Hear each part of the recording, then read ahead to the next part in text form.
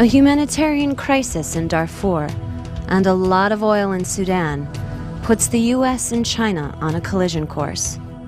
Next, on Global Pulse.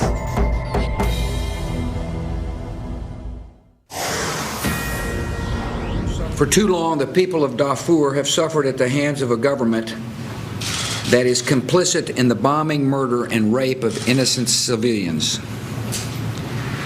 My administration has called these actions by their rightful name: genocide.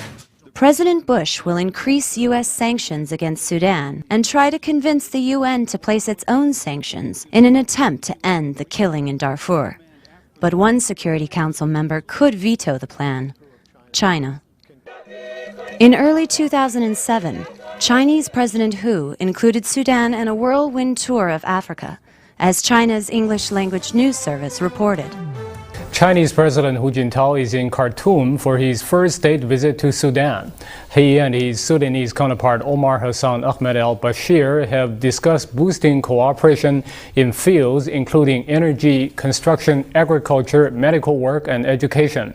Energy cooperation between China and Sudan is very successful, so it is natural for the two countries to sign such deals.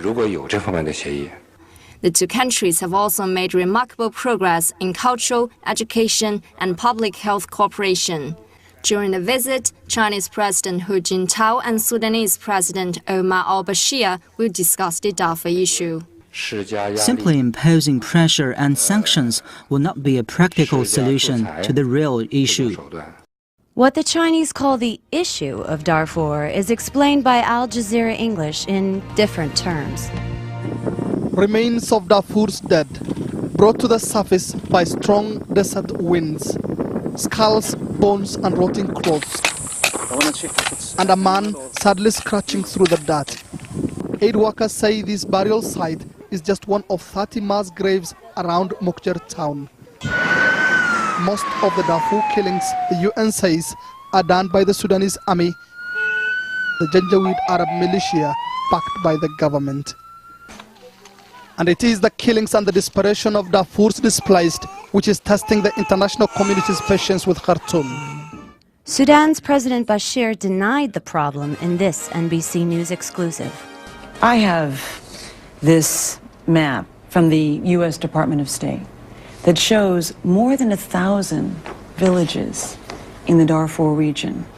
More than 1,000 burned. How could this just be done by Arab militias without the support of the Sudanese government?